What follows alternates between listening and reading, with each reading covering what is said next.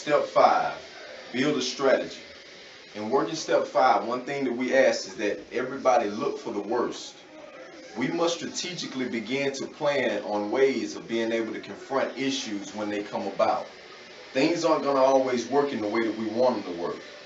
You know, there's going to be complications. There are going to be people who are going to fall off the boat. There are going to be people who are going to give up on the program. There are going to be people who are going to step up even stronger than what we expected and ready to take on responsibilities in a way that we didn't expect from the beginning. So we have to build a strategy and be prepared to utilize the people who are stepping up, and we have to be prepared to, you know, safeguard the ones who may be on the point of teeter-tottering or slipping off. You know, we can affect these people, and we can continue to keep them on board if we're willing to hold on to the ones who we know want a better way. There'll have to be people that we must have to let go when they aren't willing to do what it takes to stay on this peace mission.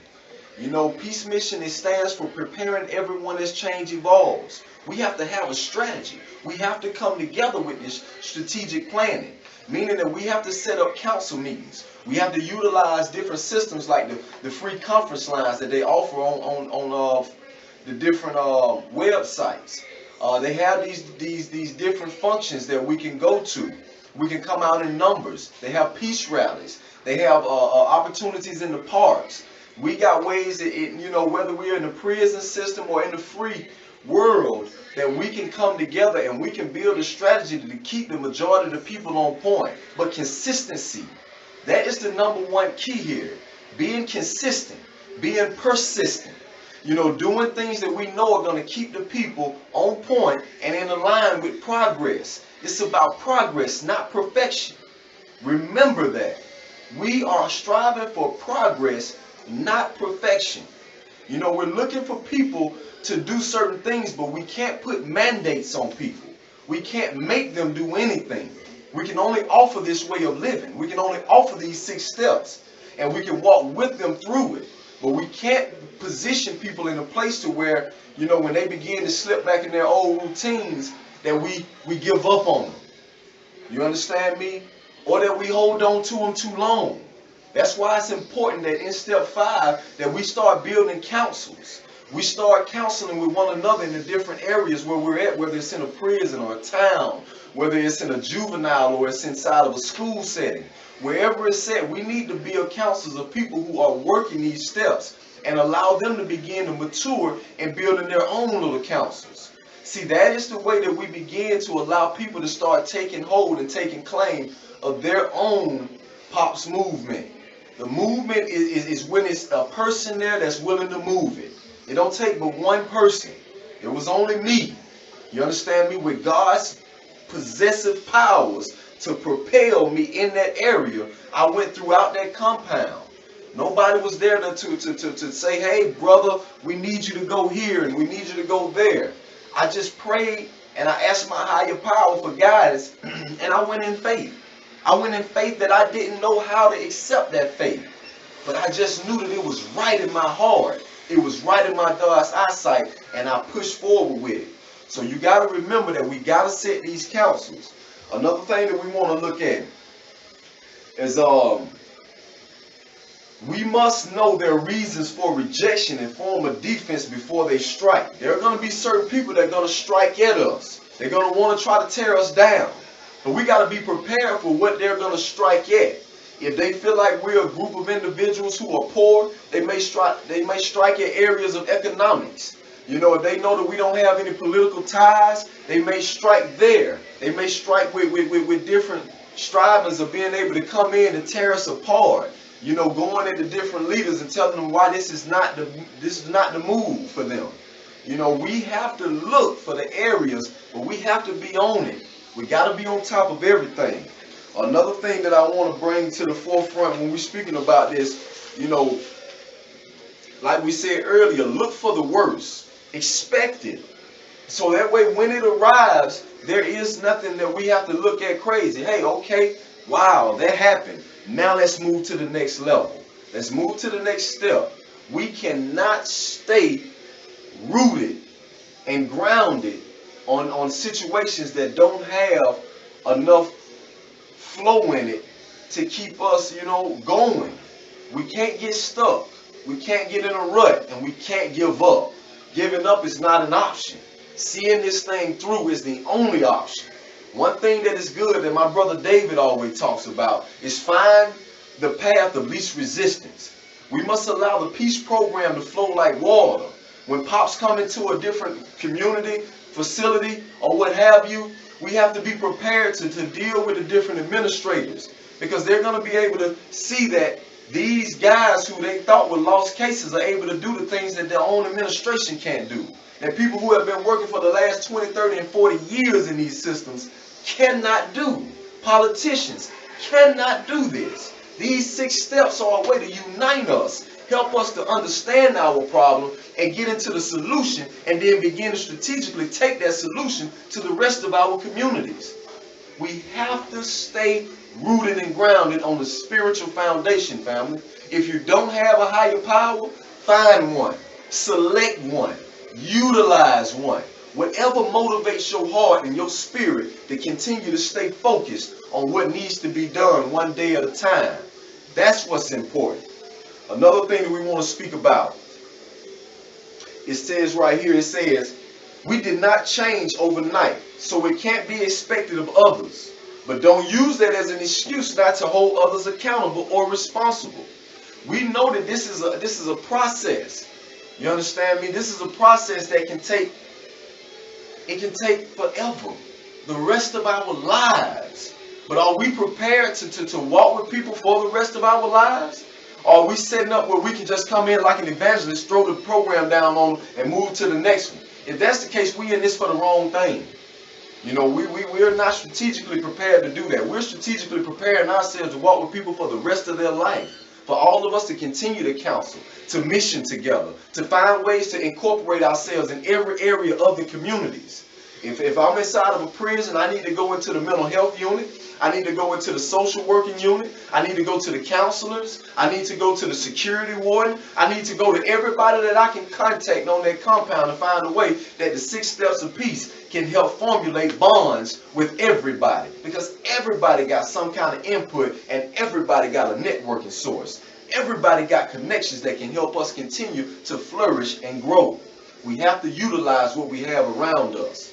Another thing that we want to speak about, and very, very, very serious.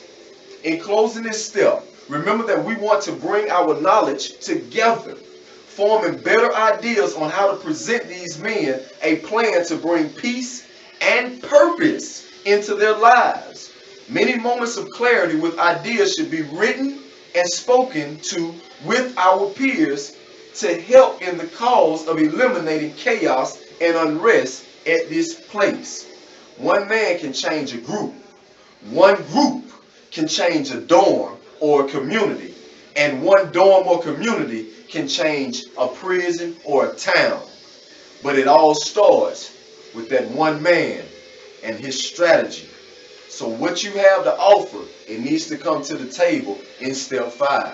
Thank you for allowing me to share step 5. All right, step 6. Step 6 is about responsibilities. What are you speaking about responsibilities? One thing that we know that inside the inner community, inside of prison systems, inside of juveniles, inside of all these different places that we find ourselves in, depleted places, there is a lack of accountability. We do not hold ourselves accountable for the things that we're supposed to be responsible for. Well, what are you speaking about, Brother Hess? I'm keeping it real with you. Like my brother Manu tell me with CGA groups, with the Criminal and Gang Members Anonymous groups. People don't show up because a lot of people don't go out and do one-on-ones. And one thing that he told me, if they don't come to the meeting, then I take the meeting to them. So are you taking the meeting to these people? Are you doing what it takes to get these meetings put in place? To put these different points of the step right inside of their mind so they can understand it. This is what it's all about. The Peace Program is a program to where we're saying that, okay, Pops, I'm a person as organizing peace systems. Every person that begins to work the step can organize peace systems. Remember that the peace is what these 6 steps are all about. These 6 steps are about preparing everyone as change evolves. Everyone in the world? No, everyone that we come into contact with, because we are the example. The program is in me. The program is in you. People are looking at you to understand what the program has to offer. What values do you live off of? What principles do you stand on? What standard have you set? Because when you set a standard, you will never go below that standard. Otherwise, you never had a standard there. So in step 6, when we're speaking about responsibilities, something that we ran from in the past, we're standing up now. We're taking a stand, and we're accepting responsibilities. Responsibility for our own well-being, as well as the responsibility of taking our well-being and showing others how we got this well. Huh? Do you understand what I'm saying? We're taking care of our well-being first, and we're making ourselves responsible and holding ourselves accountable for taking our well-being and passing it on to the next man and the next lady and the next child. You understand? We need each other. We will not accomplish peace throughout our communities if we don't take on responsibilities. If you love to speak, we need to make you a speaker. If you love to teach, we need to get you these guidelines so that you can teach this. You know, it says right here, it says, we will have instances that we call set standards of conduct to ensure the people we are men of integrity. We have to ensure people that we are men and women of integrity. We got to let them know from the very start that we are based on principles. This is a free program. We're not asking for any money. And the only thing that we want to do is offer you a better way, something that has worked for so many of us. We're in Florida. We're in a place in Wisconsin. We're in California, Arizona. We're in Minnesota. We're in Chicago. We're in New York. You understand? We're in Atlanta, Georgia. We're in the Georgia departments. You understand? I mean, come on, family. The list goes on and on. The Carolinas, you know. And more than anything, man, I think about every day, man, is my brother up in South Dakota on the reservation with those children. He's taking this responsibility serious. My brother David has started writing, you know, different programs on anger management. He's taking on his responsibility serious. My brother Manuel in Minnesota is making buttons and pins and carrying the message of what an inmate can start. And now other ex-criminals, inmates, and people in the communities who are less than what they call average, we are beginning to flourish. My brother AD in Atlanta, he's taking on the responsibility. My brother Nate down in Florida, Tallahassee, that community is now flourishing. Stop the violence community, building, treatments. Come on. You have to see what we're doing here. It's righteous. People want to do better. People want better. People just don't know how.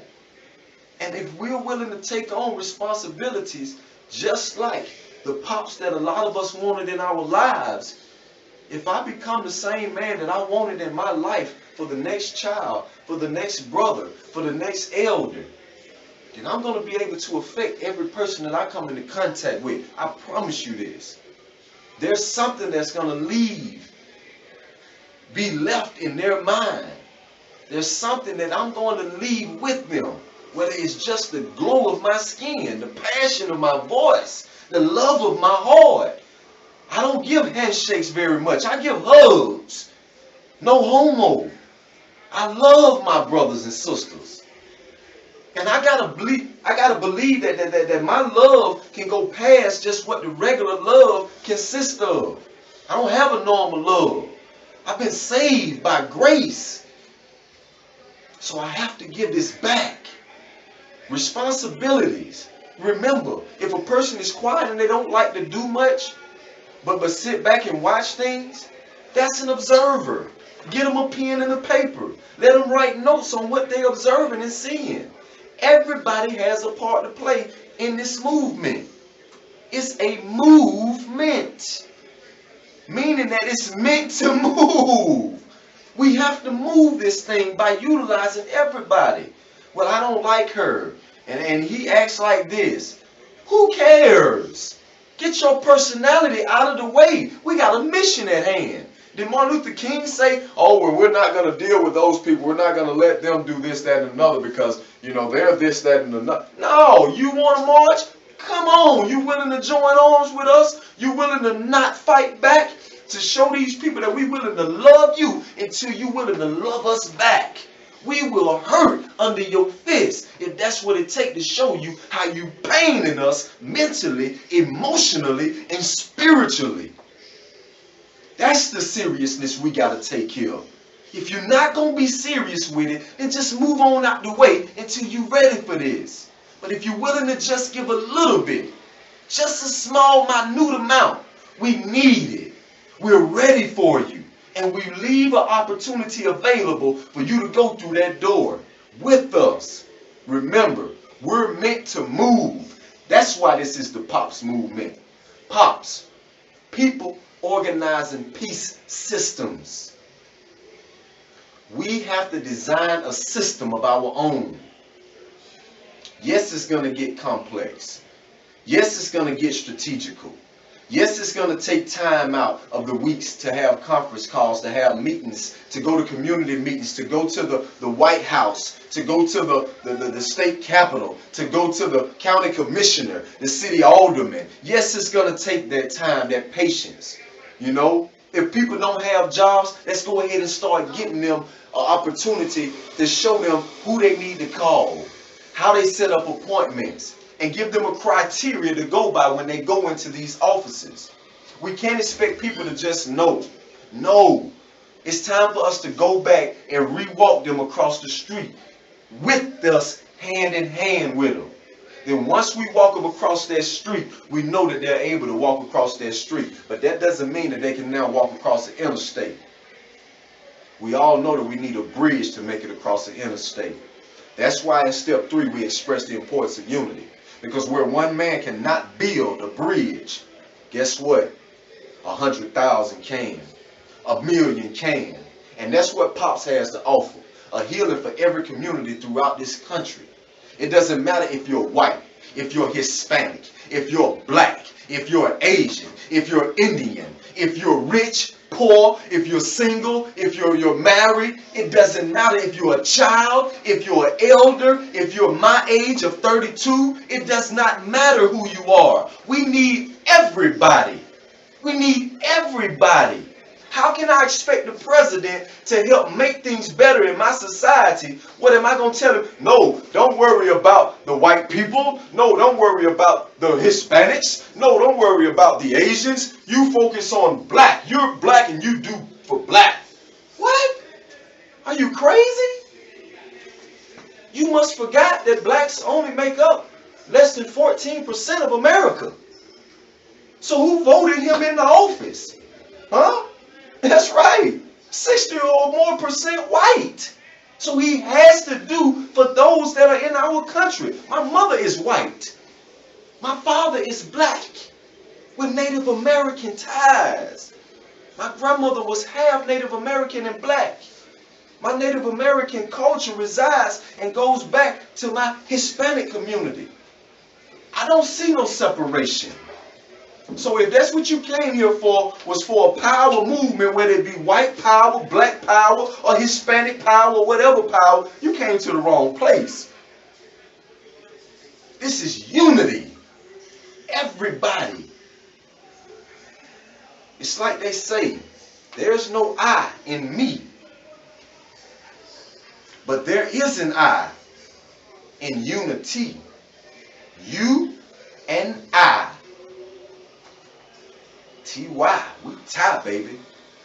When we can tie you and me together, regardless of what your background, your race, your culture, religion, your demeanor, your attitude in life.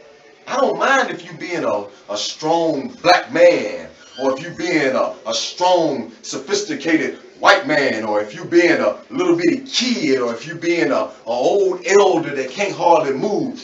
If you can move an inch, you can give something to the P.O.P.S movement. We need you to take on responsibilities. We need you to help facilitate. We need you to help commit to making numbers show up when it's time to show out. We can't do this alone. And in closing and speaking about the P.O.P.S movement, I need you to understand that we are a movement that we aren't asking people for money. Because we know that money get involved and it begins to start separating our people. They go to looking how they can get theirs funded and he can get his funded. And now we can get these items. Listen, miss us with all that. Please. No disrespect to no race, culture, or religion. But if you got money that you want to give, then find a way to give it. But don't come in here trying to get us to be dissected and persuaded by your selfish abilities to be able to say, well, I'm top dog because I got a little money up under my belt. I got people that got money. We don't care nothing about your people who have money. We care about your people that have compassion, that have love, that's willing to you and I tie unity. That's what we care about here. Your money is not needed. That's not required for us to come together to begin to make the changes in society in which we need. The P.O.P.S program is a 6-step program that we walk together. And at the end of it, when we get on these responsibilities, we begin to take this thing even more serious because it's left up to you whether everybody that you come into contact with gain access to these steps and can unite with us.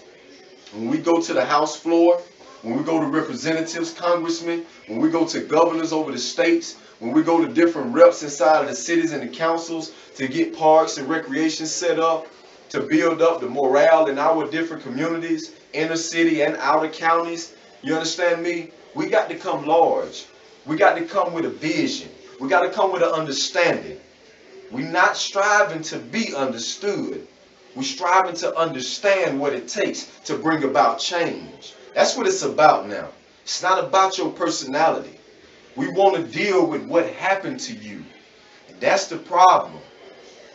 When we deal with that problem and we overcome that problem and we forgive ourselves and forgive others, and we're ready to unite and get into the solution, which means we start working out a path that's going to lead to our freedom and the freedom of all those that are to come behind us.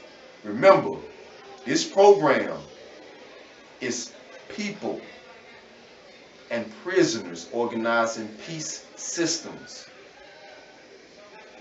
There is no place for people trying to run this system.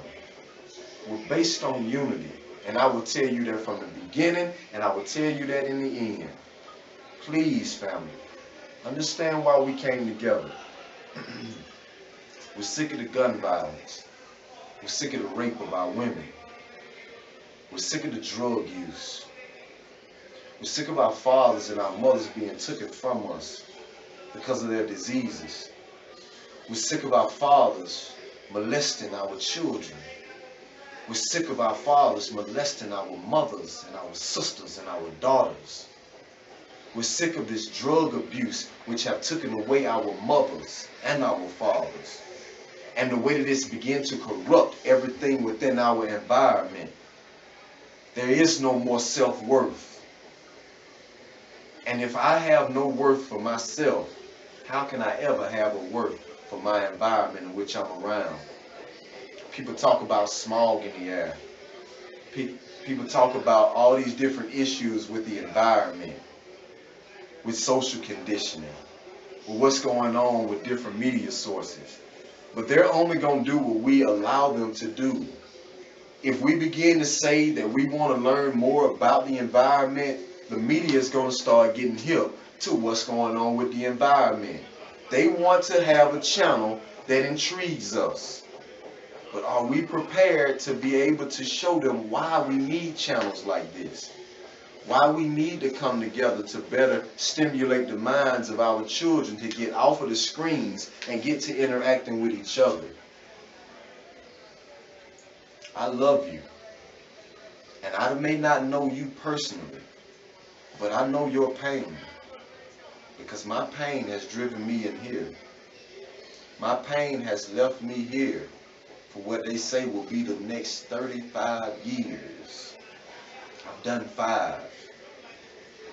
And I can't take it no more. You know, I did 9 years before that. I got locked up at 16. Getting out at 25, 26 and coming right back at the age of 27. If anybody had done to me what I've done to myself, I'd be so quick to, man, really hurt someone. But I've done this to myself and I have nobody to blame but me. But I'm not going to stay stuck in that blame. I'm going to blame you long enough to know what it is that I did wrong and how to correct these wrongs to the best of my ability. I can't bring back life. God knows I wish I could.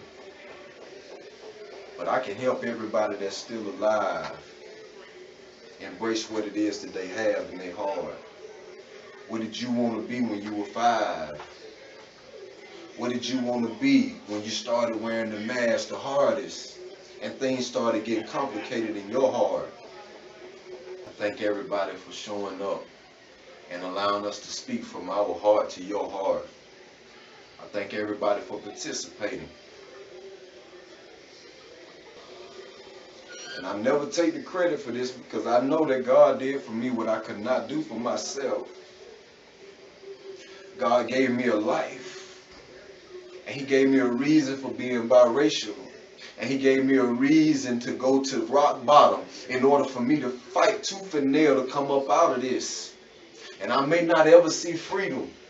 But I tell you one thing, every time the P.O.P.S program opened up in a new community, in a new juvenile, in a new setting, in a new school, in a new prison, I tell you one thing, I may not ever set freedom again, but God knows that if I ever do, that there'll be a big old family waiting on me this time, and they won't pick on me, and they won't utilize me to build themselves up. They'll embrace me.